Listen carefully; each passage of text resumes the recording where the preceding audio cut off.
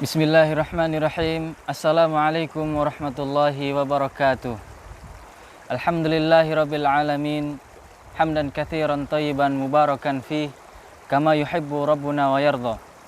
Allahumma shalli wa sallim wa barik ala Muhammadin wa ala alihi wa ashabihi wa man tabi'ahum bi ihsanin ila yaumiddin. Amma ba'du. Ma'asyiral muslimin, ma'asyiral muslimat yang semoga senantiasa dirahmati oleh Allah Subhanahu wa ta'ala. Pada kesempatan kali ini, marilah yang pertama kita senantiasa bersyukur kepada Allah Subhanahu wa ta'ala atas segala nikmat, atas segala limpahan rahmat yang Allah Subhanahu wa ta'ala senantiasa tidak pernah bosan memberikannya kepada kita, yang sampai Allah Subhanahu wa ta'ala telah menetapkan di dalam Al-Quran. Allah Subhanahu wa ta'ala berfirman, wa in ta'uddu ni'matallahi la tuhsuha. Dan apabila kalian mencoba menghitung-hitung nikmat Allah Subhanahu wa ta'ala, niscaya kalian tidak akan dapat menghitung jumlah secara keseluruhan, secara kesempurnaan dari jumlah nikmat yang Allah Subhanahu wa ta'ala telah berikan kepada kita.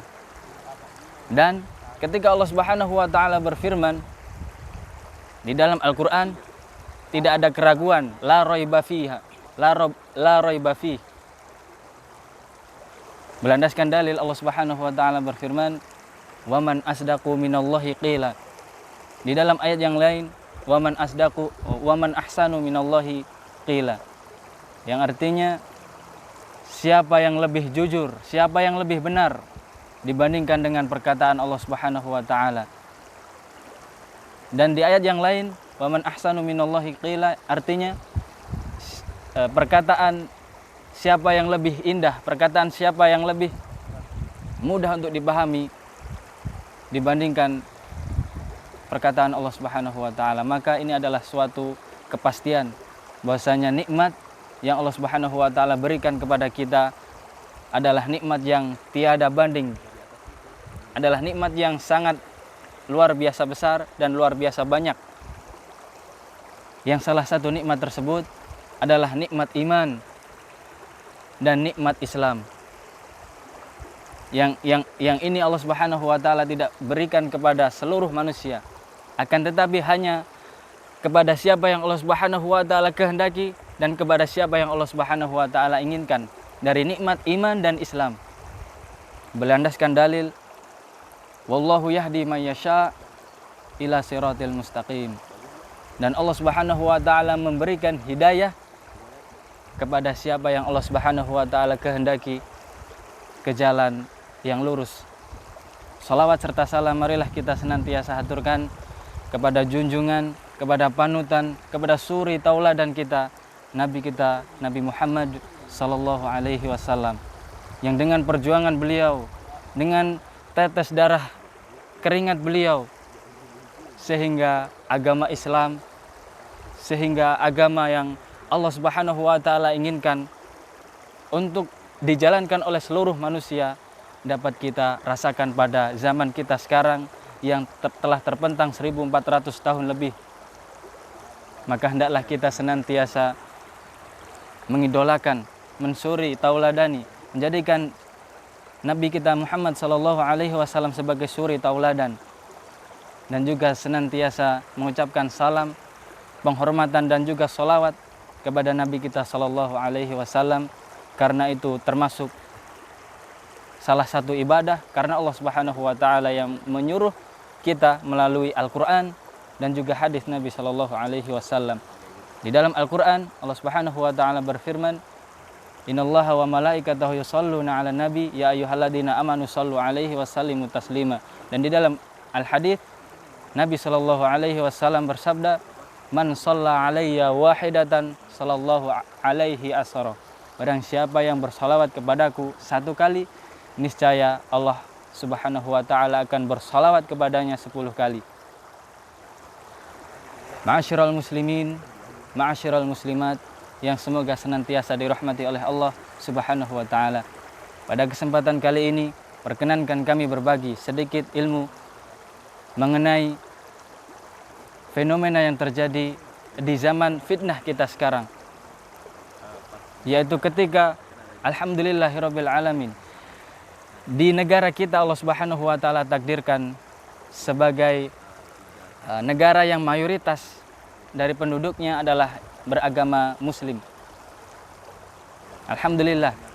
Akan tetapi sangat disayangkan kebanyakan dari saudara kita sesama muslim tersebut hanya minoritas yang mengenal secara utuh hukum dan syariat dari agama Islam tersebut. Allah Subhanahu wa taala berfirman menyuruh kita, ya ayyuhalladzina amanu idkhulu fisilmi kafah. Wahai orang-orang yang beriman, masuklah ke dalam agama Islam secara kafah, secara menyeluruh. Secara menyeluruh maknanya adalah menjalankan syariat hukum-hukumnya secara kafah, secara sempurna. Bukan hanya setengah-setengah, bukan hanya saya suka dengan syariat yang ini dan tidak kepada syariat yang ini, maka saya hanya menjalankan syariat yang saya sukai. Tidak, akan tetapi Allah menyuruh kita untuk menjalankan syariat Allah Subhanahu wa taala secara kafah. Maka marilah kita sebagai seorang muslim yang Allah Subhanahu wa taala menyuruh kita untuk masuk untuk menjalankan syariat Islam secara kafah. Berlandaskan Al-Quran dan As-Sunnah. Kemudian salah satu dari fenomena yang sangat disayangkan dari negara kita adalah ketika seseorang menjalankan suatu kemaksiatan kepada Allah Subhanahu wa taala, dia tahu hukum apa yang dia kerjakan adalah maksiat kepada Allah Subhanahu wa taala. Berlandaskan Al-Qur'an dan As-Sunnah. Akan tetapi dikarenakan banyaknya orang atau mayoritas orang yang melakukan perbuatan tersebut, dia merasa aman. Dia merasa dirinya aman meskipun dia tahu bahwasanya konsekuensi dari apa yang dia kerjakan adalah maksiat, dan maksiat konsekuensinya adalah dosa, dan dosa akan menyebabkan seseorang masuk ke dalam murka Allah Subhanahu wa taala, yaitu neraka. Dia tahu. Akan tetapi dikarenakan dia berdalil bahwasanya yang melakukan tidak hanya aku, bahkan mayoritas, maka dia merasa aman. Padahal di dalam hukum syariat Islam, banyak atau sedikit orang yang melakukan tidak akan merubah hukum yang Allah Subhanahu wa taala telah tetapkan, bahwasanya dia melakukan kemaksiatan kepada Allah Subhanahu wa taala.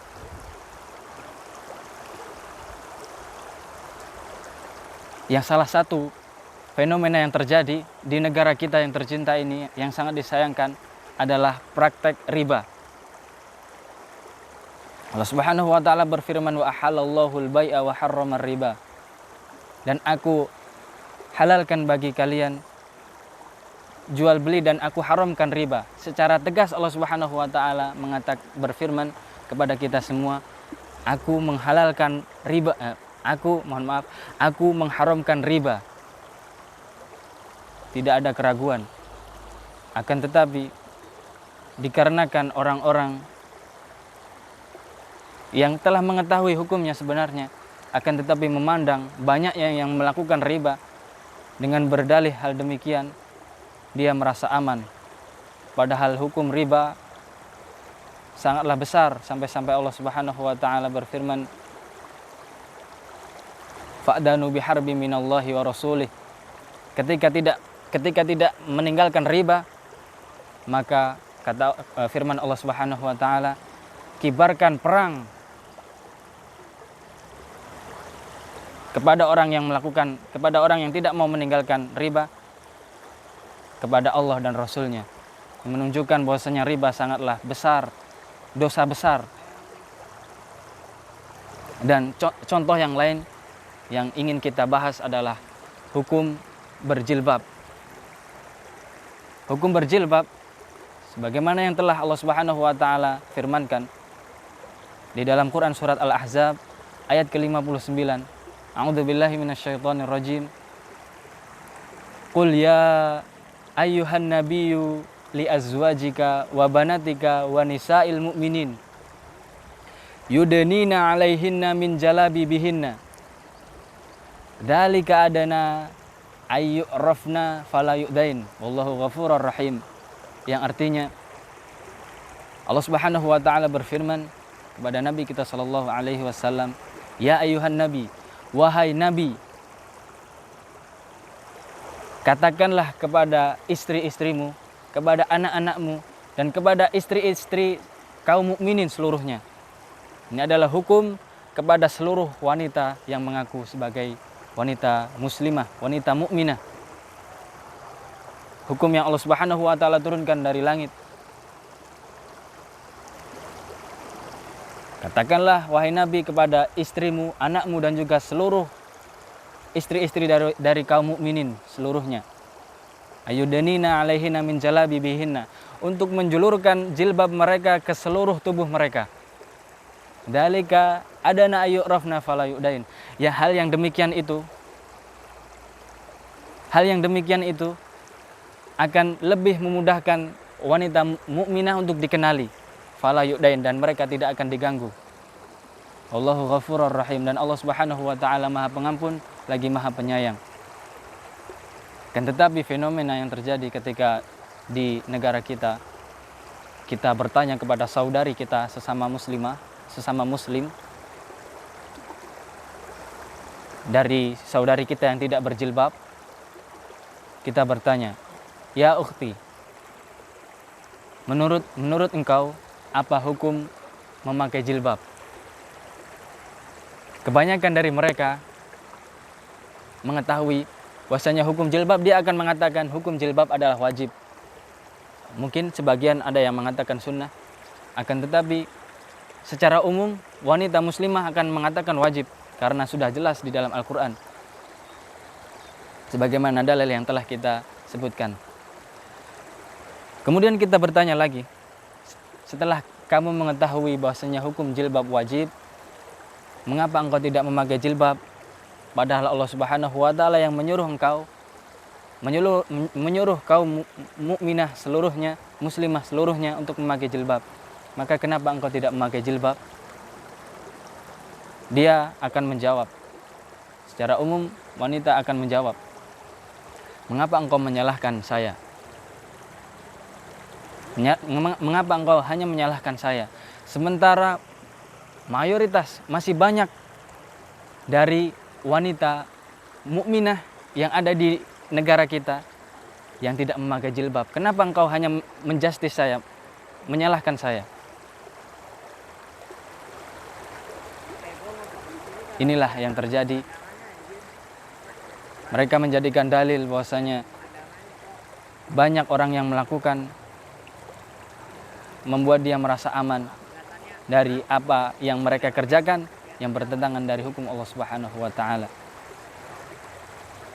Dan kepada wanita mukminah yang mengenakan jilbab secara syar'i, yang mengenakan jilbab secara syar'i, yang pertama, dia akan mendapatkan tujuan dari apa diciptakan oleh manusia, yaitu taat kepada Allah Subhanahu wa taala. Karena ini Allah Subhanahu wa taala yang memerintahkan, yaitu untuk menjulurkan jilbab ke seluruh tubuh mereka. Yang pertama, dia akan mendapatkan hikmah dari tujuan yang utama, yaitu dia akan mendapatkan pahala di sisi Allah Subhanahu wa taala. Kemudian yang kedua, orang mukminah yang mengenakan jilbab, dia akan mendapatkan dua hikmah yang Allah Subhanahu wa taala telah sebutkan di dalam Quran surat Al-Ahzab ayat ke-59. Dalika adana ayyurafna fala yu'dain, yang telah kita sebutkan. Dan firman Allah Subhanahu wa taala, "Wa man asdaqu minallahi qila." Dan siapa yang lebih benar dari perkataan Allah Subhanahu wa taala? Tidak ada. Kita sebagai mukmin harus yakin bahwasanya apa yang Allah Subhanahu wa taala firmankan adalah pasti 100% benar. Kembali kepada hikmah yang akan didapatkan oleh wanita mukminah yang mengenakan jilbab secara syar'i di dunia. Yang pertama, dia akan lebih mudah untuk dikenali sebagai wanita mukminah, karena Allah Subhanahu wa taala yang telah menyuruh dia, yang telah menyuruh seluruh wanita mukminah untuk memakai jilbab, menunjukkan bahwasanya tanda-tanda bahwasanya dia adalah wanita mukminah karena taat kepada Allah Subhanahu wa taala, dia memakai jilbab. Dalika adana ayyurafna. Hal yang demikian itu lebih mudah untuk dikenali bahwasanya dia adalah orang mukminah. Hikmah yang kedua dari hikmah di dunia, fala yu'dain, maka dia tidak akan diganggu. Kita permisalkan, ketika ada dua wanita yang sama-sama cantik berjalan di jalan yang sama, dan kedua wanita tersebut adalah wanita mukminah. Dia berjalan di jalan yang sama. Yang satu mengenakan jilbab secara syar'i, dan yang satu dia mengenakan pakaian secara umum yang dikenakan oleh wanita-wanita di negara kita yang tidak menutup auratnya. Kemudian di depan gang ada perempatan atau perempatan. Dan di perempatan tersebut ada sekelompok laki-laki hidung belang yang biasa menggoda setiap wanita yang berjalan di area tersebut. Maka marilah kita jujur. Ketika dua wanita tersebut berjalan melewati sekumpulan laki-laki tersebut, siapa yang akan digoda oleh mereka dari laki-laki tersebut? Pasti kita sebagai seorang mukmin mengatakan pasti yang terbuka auratnya. Yang pertama, karena memang itu sudah menjadi manusiawi bahwasanya dia akan menggoda orang yang tidak menutup auratnya. Yang kedua, dan ini adalah suatu hal yang wajib kita yakini, karena ini adalah suatu hal yang disebutkan oleh Allah Subhanahu wa taala. Apa yang Allah Subhanahu wa taala sebutkan tidak ada keraguan. Bahwasanya pasti yang digoda oleh sekelompok laki-laki tersebut adalah yang tidak menutup auratnya. Kemudian ketika hal tersebut terjadi, karena kita sebagai seorang mukmin, kita yakin apa yang Allah Subhanahu wa taala sebutkan pasti benar. Kemudian ada sanggahan, ada penolakan. Yang kami maksud adalah penolakan pendapat, mungkin penolakan pendapat dari orang kafir. Dengan dia menyanggah kita sebagai orang yang beriman, dia berkata, orang kafir tersebut berkata, itu kan menurut antum, bahwasanya apa yang difirmankan oleh Allah Subhanahu wa taala pasti benar. Menurut saya tidak, karena saya mengedepankan logika. Barangkali dia berbicara seperti itu. Karena saya tidak percaya kepada Allah Subhanahu wa taala, saya tidak beriman. Dan saya mengedepankan logika. Kalau itu menurut antum, silahkan. Orang kafir tersebut berbicara kepada kita, silahkan, bahwasanya apa yang dikatakan oleh Allah pasti benar, silahkan. Kan tapi kami mengedepankan logika, intinya. Kemudian menurut saya tidak demikian, kata orang kafir tersebut. Menurut saya yang akan digoda oleh laki-laki, sekelompok laki-laki tersebut adalah wanita yang menutup auratnya, adalah wanita yang menutup seluruh tubuhnya, menutup wajahnya. Karena apa? Dia berdalil karena laki-laki hidung belang atau sekelompok laki-laki tersebut akan lebih penasaran terhadap apa yang ditutupi oleh jilbabnya, akan lebih penasaran apa yang ada di dalam tubuhnya, akan penasaran oleh apa yang ada di balik kerudungnya, oleh wajahnya. Orang kafir tersebut berdalih bahwasanya orang-orang akan lebih penasaran terhadap wanita yang mengenakan jilbab tersebut. Maka ketika kita menemui sanggahan demikian, jangan kita kemudian memberikan sanggahan dengan dalil, dengan syariat agama, karena tidak akan mereka terima, karena mereka tidak beriman kepada Allah Subhanahu wa taala. Maka ketika mereka menyanggah kita dengan logika, kita balik logika untuk mempertanyakan kepada mereka dengan pertanyaan, kalau itu menurut antum, ini kita menyanggah orang kafir, kalau itu menurut antum bahwasanya yang akan digoda oleh laki-laki hidung belang adalah orang yang menutup auratnya karena laki-laki tersebut penasaran terhadap apa yang dibalik bajunya, terhadap tubuhnya. Kalau itu menurut antum, maka mengapa antum memakai baju? Sementara antum tahu, antum meyakini bahwasanya baju adalah tujuannya untuk menutup anggota badan. Dan antum tadi meyakini bahwasanya yang akan digoda oleh laki-laki adalah mereka yang memakai baju yang menutup baju karena mereka penasaran. Lantas mengapa antum memakai baju? Kalau itu yang antum telah pahami, lepas bajumu. Maka sebenarnya Allah Subhanahu wa taala yang Maha mengetahui maslahat dan mudarat yang kita sadari atau tidak sadari. Maka sebagai penutup, marilah kita senantiasa berdoa kepada Allah Subhanahu wa taala untuk agar Allah Subhanahu wa taala memberikan kita hidayah ke jalan yang Allah Subhanahu wa taala ridhoi. Sebagaimana senantiasa kita berdoa ihdinas siratal mustaqim 17 kali minimal, satu hari satu malam. Mungkin ini yang dapat saya sampaikan. Mohon maaf apabila ada salah kata dari kami. Akhirul kalam, wassalamualaikum warahmatullahi wabarakatuh.